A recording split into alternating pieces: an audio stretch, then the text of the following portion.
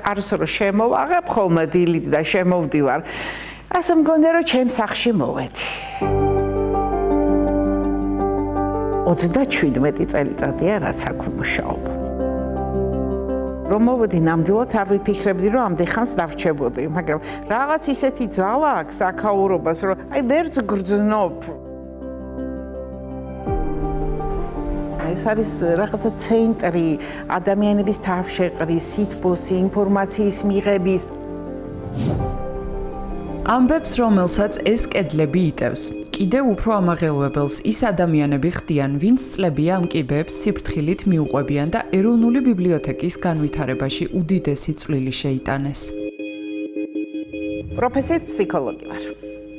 სხვათა შორის ძალიან მადლობა ჩემი პროფესია. ხანდისხან კი ვიძახი რომ არ შემდგარი ფსიქოლოგი ვარ მეთქი, მაგრამ მაინც აქ მადლობა. 90-იან წლებში ბიბლიოთეკის პატარა ოთახში გაჩენილმა ინოვაციურმა იდეამ დროსთან ერთად აღიარებაც მოიპოვა. რუსუდან დანელიამ და მისმა კოლეგებმა წიგნების გაციფრულება ჯერ კიდევ წლების წინ დაიწყეს. სწორედ იმ პერიოდში, როდესაც იდეას თითქმის ყველა სკეპტიკურად უყურებდა. მაშინ ქვეყანაში ინტერნეტზე წვდომაც კი შეზღუდული იყო. მაშინ არც ამდენი კომპიუტერი იყო, არც ინტერნეტი იყო და მოგეხსენებათ რა სიტუაცია იყო საერთოდ მთლიანად ქვეყანაში და აი ჩვენთან კი იყო ესეთი პატარა ოაზისი, სადაც შეიძლებოდა რომ მოსულიყო ადამიანი ესარგებლა ინტერნეტით და იცით როგორი მოთხოვნა იყო რომ წინასწარ ჩაწერებს ვაკეთებდით ერთი კვირით ადრე ეწერებოდნენ. როდესაც აი ამ მიმართულებით დაიწყო ბიბლიოთეკა მუშაობა სულ რაღაცა 1-2-3 კომპიუტერი იყო.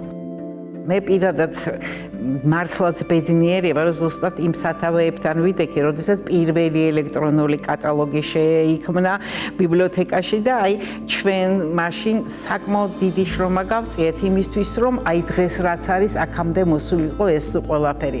და არ შემიძლია რომ არ ვახსენო ბატონი თემურ ჩხენკელი, რომლის ინიციატივით, რომლის ხელმძღვანელობითაც შეიქმნა ეს ყოველივე და ნუ დღეს ეს უკვე აღარ არის ახაროყოს. მაშინ კი ძალიან სკეპტიკურად გვიყურებდნენ და არ ეჯერათ, რომ რაღაც შეიძლებოდა ამ კუთხით შესულიყო. ბიბლიოთეკის ელექტრონული რესურსების მომსახურებების განყოფილებამ კითხვას უკვე წლებია სხვადასხვა ჟანრის წიგნების ციფრული ვერსიებით ანებიურებს. წინ დიდი გეგმები აქვთ. განსაკუთრებით კი მე მაინც მინდა შევეხო აი ამ ბიოგრაფიულ ლექსიკონს. საკმაოდ საინტერესო და კარგ საქმეს ვაკეთებთ. ვაკეთებთ, მე ვიტყოდი რომ ისტორიული საქმე არის, იმიტომ რომ ეს არის ჩვეულებრივი ენციკლოპედია.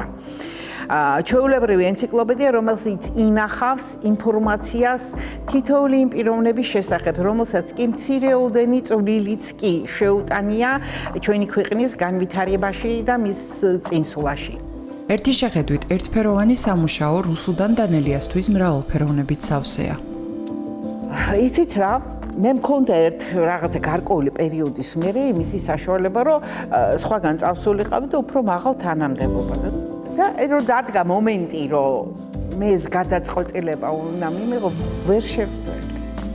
ვერ მივიღე ეს გადაწყვეტილება. შეიძლება გაუკვირდეს ახლა ერთფეროვნება, მაგრამ არ არის ეს ერთფეროვნება.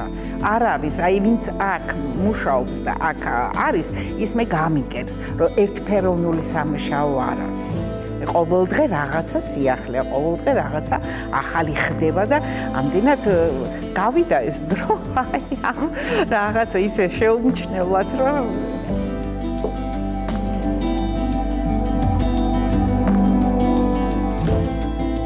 განსაკუთრებით მნიშვნელოვანია, როდესაც მათი შთამომავალი სრულიად შემთხვევით გადააწყდება ხოლმე ამ ბიოგრაფიას ინტერნეტში და მე ის გიკავშირდება და ნუ თავის აღფრთოვანებას, მადლიერებას რომ გამოხატავს და ამას წინათ იყოს სწორედ ისეთი სამადლობელი წერილი მოგწერა შემდეგ იმ ქალბატონმა, რომ მე თქვენ გამიცოცხლეთ ჩემი ბაბუა.